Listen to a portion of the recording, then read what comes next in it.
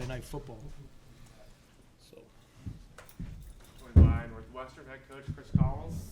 We'll start with an opening statement, and we'll take questions. Coach? well, thank you guys for being out. It's good to see all you guys out here. It was just really fun, man, to play a high-level game this early in the year. I don't know if I was even quite ready for it. You know, you come out and the crowd, man, can't say enough about our crowd. Students showed out.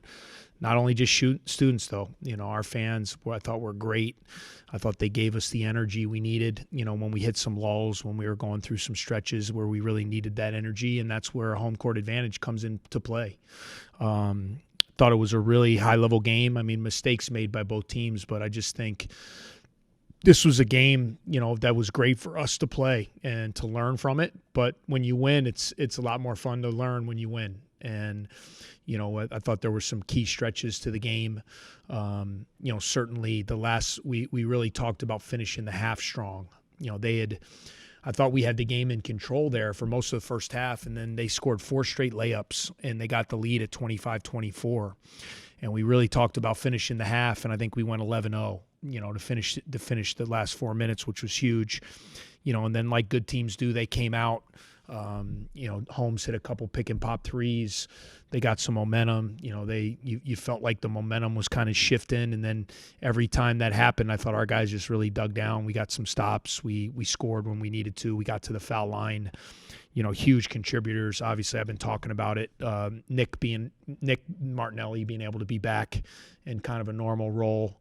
You know, what he brings, just that, you know, it's a 6'7" guy who just can do a little bit of everything, right? He can score, he can handle the ball, he's really good around the basket, and he's got size and strength, you know, so he just helps you on the glass. I thought his return with 4 steals and 9 points, you know, was huge. Was really proud of Ty Berry. You know, wasn't going great for him, you know, most of the game.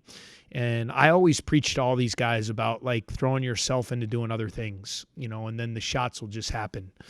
And I learned this from my coach back in the day, but I'm a big believer that there are basketball gods out there, and the basketball gods reward you when you do things right and you throw yourself into winning, and the basketball gods punish you when you don't. And I thought Ty, his offensive rebound on the missed free throw that led to him getting a 3 was just one of the biggest plays of the game. You felt the energy of the crowd, you felt his energy, and then he followed that up, you know, with another big 3, and then I thought he had a couple really big defensive rebounds down the stretch.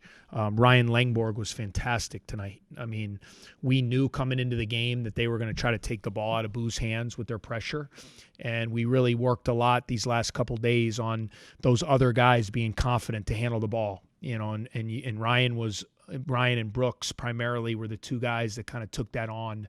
I thought they did a really good job of we only have 7 turnovers. I mean, those 2 guys did not have a turnover, you know, which is awesome because they were picking them up full court, you know, the whole game. And for them to take care of the ball, not have a turnover, to play the way they did against the pressure when they were taking Boo away was huge. And then to have to play without Boo, you know, in that stretch of the game when he picks up his 4th with 9 and change to go. And now we got to play, and it's a tie game, or it's whatever it was at that time. And, you know, I thought that 5-minute stretch, our ability to keep the lead during that time before we could get him back at the under 4, you know, was just a huge stretch. And it was nice, guys. We took care of the ball. We made free throws, and we handled the last minute of the game very well. Questions, Matt? Coach, you called on the fans after Binghamton to show up, and really seems like they did. Close to capacity. Yeah. I mean, plus crowd for a home game in November. What were your thoughts, like you said, coming out and seeing that? It was awesome, man. Like I got a rush of energy just when I walked out on the floor. You know, they don't realize what they do, not only to players but to old coaches too. You know, you get a little bounce in your step. I felt like I was back in the 90s, that I could maybe go out there and get a dunk or something. But energy of the crowd was awesome. You know, I hope we can make this where it doesn't have to be a Dayton coming in here. You know, I want this to be the norm of what Welsh-Ryan is. You know, it's a fun night, man. You got a bunch of guys that are just, I mean, we're going to make mistakes. We're not perfect. We got a long way to go to get better. But I tell you what, I mean, how could you not cheer for the group of guys we have? Like a Brooks Barnhizer. I mean, the way he's throwing his body around, and rugged and tough and competitive. And it's a connected group that wants to do well. They want to represent Northwestern. And hopefully we can make that the standard where it's not just a Big Ten game or not just a Dayton coming to town where, people know when they come into this building, it's going to be a really tough place to play. And we're starting to build that, which is awesome. You talked about the 11-0 run to close the half. It was Bowie, Langborg, Barnhizer, and Martinelli. What about that lineup kind of makes it tough for teams to guard and allow that run to happen? Yeah, well, I think, Brooks and Nick playing together, allows me to get a little creative. You see at times I can move those guys around.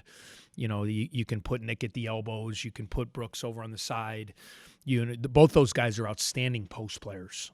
So, with those two guys on the floor, with the shooting that we have, you have Boo out there, you have Ryan at time, with Ty, but, you have Nick and Brooks down, and then with our big guys cracking in down there and trying to get, seals and dunks and things like that, we try to take advantage of their post-ups. That's something that I think, a lot of times you think of post play and you think it's just the big guys, right? And our two best post players are Brooks and Nick. So we're doing a lot of things, and when they play together, we kind of see what the other team's doing and try to take advantage of who's got that mismatch. So I think you saw a little bit more towards what I envisioned because Nick's been hurt. We haven't really had that, so we're kind of learning on the fly because he's been out. But man, it was just a fun game, fun to win. Proud of everybody who played. I thought everyone contributed, and just now we got to rest up and get ourselves ready for Tuesday.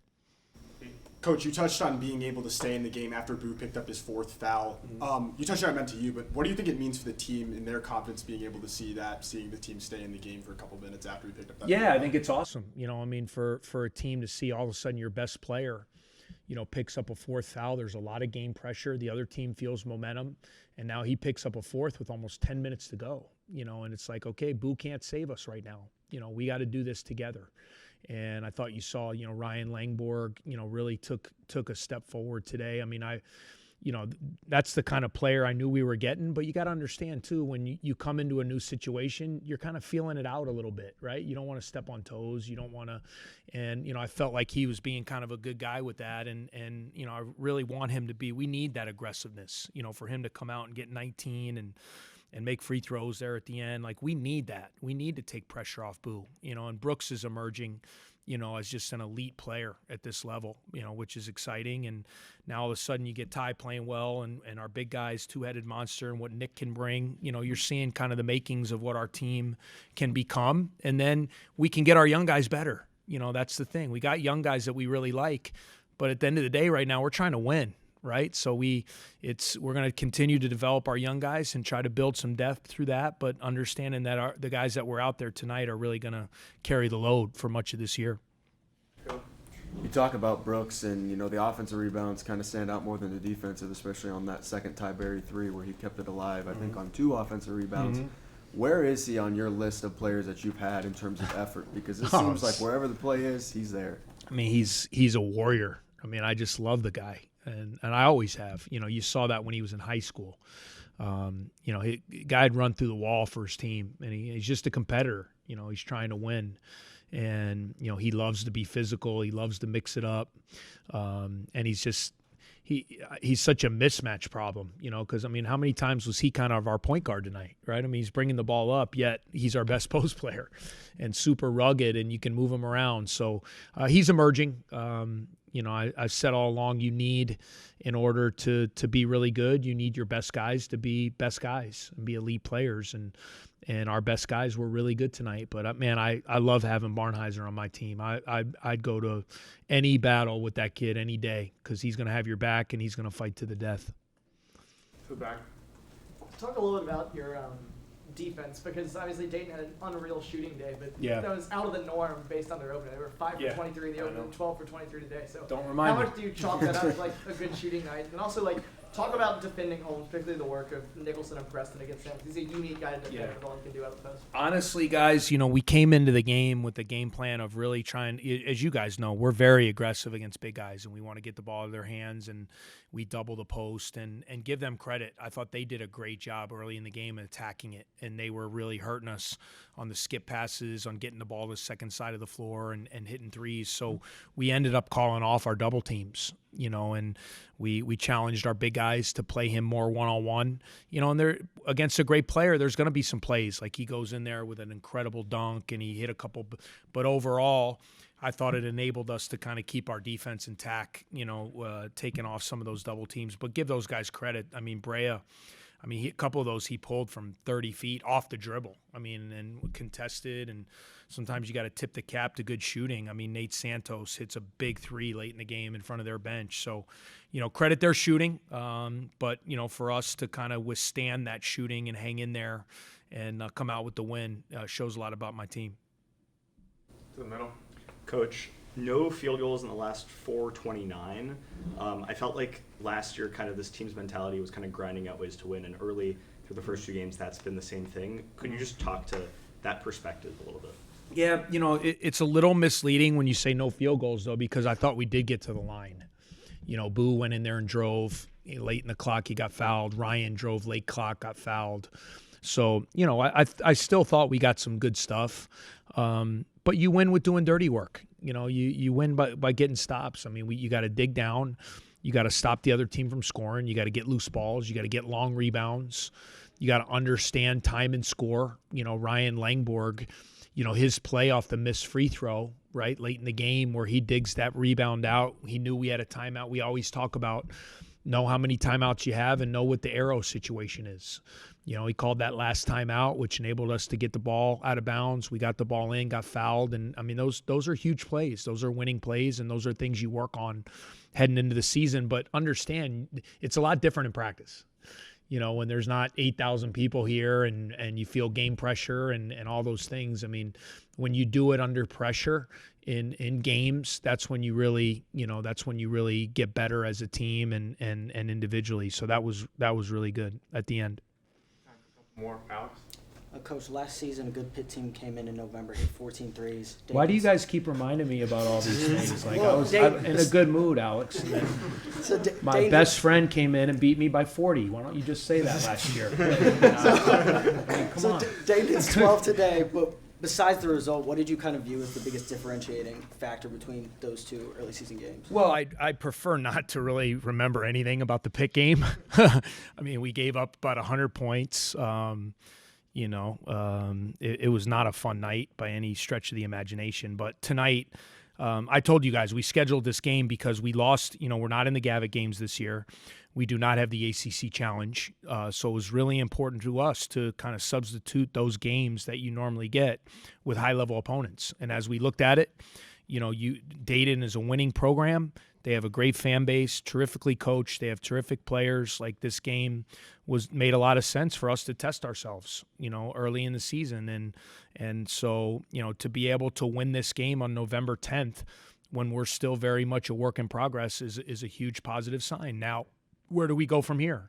That's the big thing. Part of what I'll tell you about the Pitt game was I thought we had a little hangover from playing Auburn, but that was right. We came home, everyone was praising us about how well we played against Auburn. We were so good defensively. It was 43-42 or whatever it was, and then we gave up almost 100 the next game. So you can never rest on your laurels, and you can never hang on what you think. You got to keep working. You got to keep getting better, and we got to use this win as one that can hopefully springboard us to coming back Tuesday night and trying to be a little bit better on Tuesday.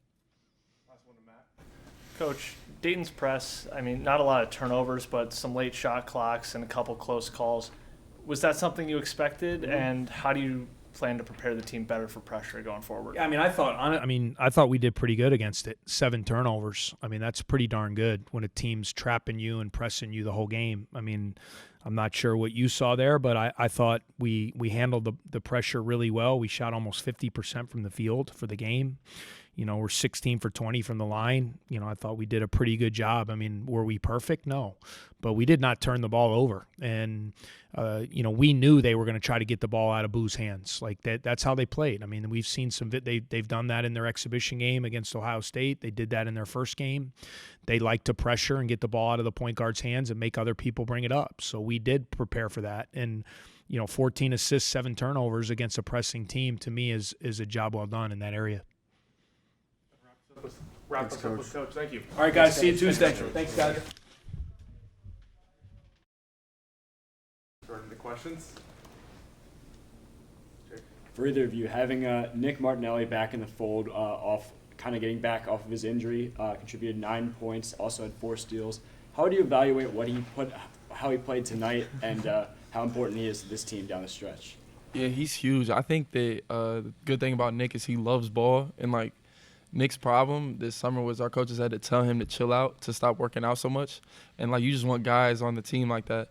And I told him that what he really has to try to aim to do and even surpass is the role that I had last year, being like a 6-man, coming off the bench and just like, you know, being aggressive and take pressure off other people. And I think he's going to do that, you know, to the bar that I did it or even better this year because he just loves the game so much. So it's huge for us. Y'all closed the first half on an 11-0 run with you two, Bowie, and Nick on the floor. I mean, what about that lineup just kind of allows it to be so successful in a mismatch for other teams? Yeah, we're just versatile. I mean, throw him in and Nick in the post super easily, spread the floor with the rest of us. I mean, it's just hard to stop, and you never know kind of what angle of attack we're going to bring. For both of you guys, Boo had some foul trouble. What goes through both your minds when point guard and leading scorer fouls out and you guys have to step up? I think it's just confidence. I think that, you know, Ryan does a great job being a secondary ball handler and things that we can do with if I take it out and he's, you know, at the point spot is like we can like just throw it back to me if we have a mismatch, or Ryan can just take it up and then we can still run everything that we run for Boo through Ryan. So it's just good to have guys like that, and like kind of on his point, we're just super versatile.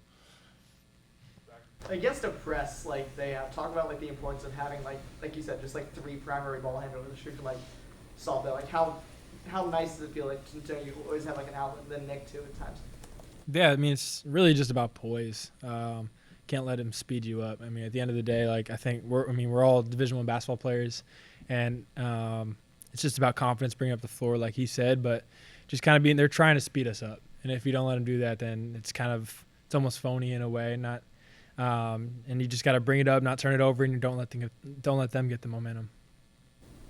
You guys obviously crashed the boards offensively from the perimeter, but you only gave 2 fast break points, even though I'm going to guess that like in the second half, like defending those open shots became more of a priority. How are you guys able to balance being aggressive on the offensive end with really like not getting back in the defensive end? Yeah, we do like a fast break drill, and like we do like multiple like variations, and it's just like kind of I think that's a testament to our coaching staff. We usually crash 3 and then 2 get back, and I think it's just all based off the situation, like where the shot's taken from and everything. But we're kind of drilled to just know what to do in every situation. So I think that's why we're pretty good at that, and I think that's just all like coaching, and then just us listening to the coaches.